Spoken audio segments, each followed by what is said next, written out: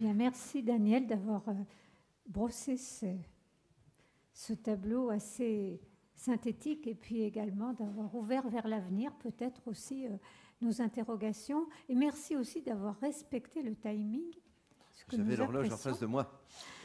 Donc maintenant, la parole est à la salle.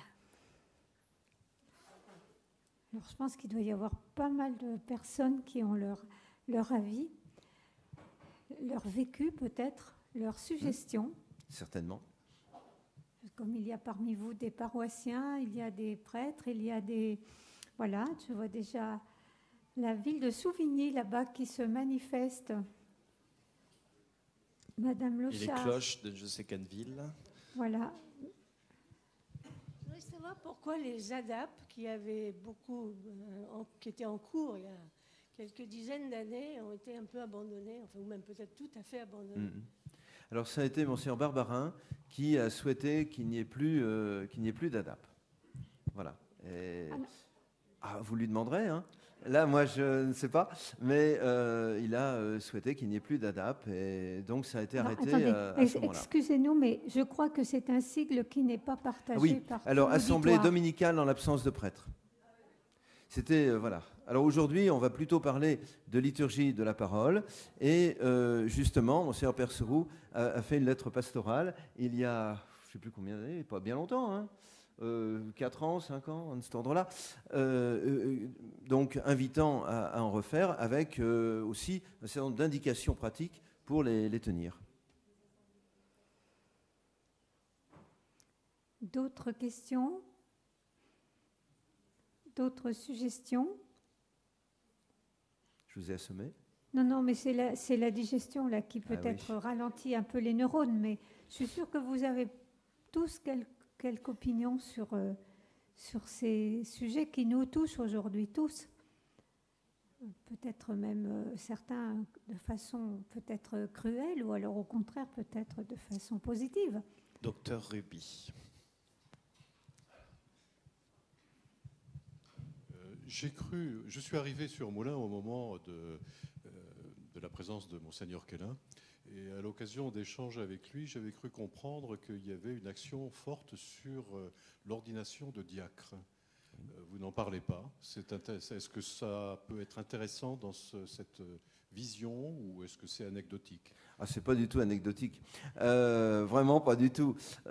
Effectivement, bon, je l'ai juste évoqué en passant, en donnant le nombre de diacres au moment. Voilà. Et vous avez entendu, effectivement, que Monseigneur Quélin n'excluait pas la possibilité que des diacres puissent vraiment avoir une charge, même de gérer éventuellement une paroisse sans prêtre. Ce qui est une hypothèse qui est possible, mais qui n'est pas actuellement celle de l'épiscopat français. Le diaconat, donc aujourd'hui, tient une place importante dans notre diocèse. On est au-dessus de 20 diacres, je ne sais plus le nombre exact. À ma grande honte, je suis quand même, n'est-ce pas, au service de la formation des candidats au diaconat dans le diocèse. Alors après, bon, le diaconat a aussi une variété de visages. Il faut bien le percevoir. Il y a des diacres qui exercent plus dans le cadre de la paroisse, mais d'autres aussi vont être plutôt dans des secteurs d'activité, voire peut-être aussi peuvent être dans le domaine de la santé. Voilà, ça peut être aussi un témoignage d'église porté dans des secteurs de la société. Vous voyez, le diaconat, alors il y a un même mot, mais une variété de visages. Et en tout cas, je crois que cet effort donc de Monseigneur Quélin a été poursuivi vraiment avec constance par tous ses successeurs. On peut même dire que le diocèse de Moulins était un peu précurseur en la matière, en termes de formation. Il y a eu des ordinations assez précoces. Pas tout à fait quand même, Jean-Philippe. Les premiers, c'est Lyon et Carcassonne en 1970. Et nous, ça a quand même été 10 ans après.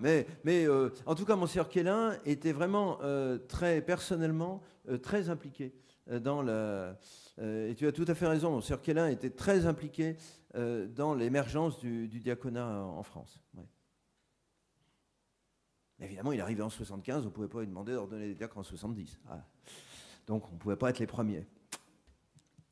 Une autre question. Le chanoine Gilbert Lépée. Voilà.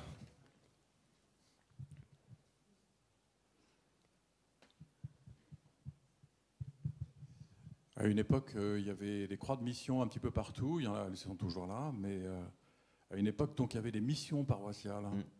Et je pense que parmi les options pastorales, c'est quelque chose qui m'a toujours intéressé, d'avoir des missions qui durent une semaine, 15 jours, à l'image de la conférence Saint-Vincent de Paul, par exemple, qui est venue à Saint-Pourçain, ou bien d'autres types de missions, voilà, la communauté de l'Emmanuel, j'en passe, bon, qui viennent pour 15 jours, pour essayer de rallumer le feu, de mettre en route, voilà. Voilà, alors je connais 2 endroits, effectivement, au moins, où il y a eu ce type d'action. C'était Dompierre, à l'époque de Marcel Gâteau, et Sainte-Thérèse de Montluçon, à l'époque de Antoine Thèves.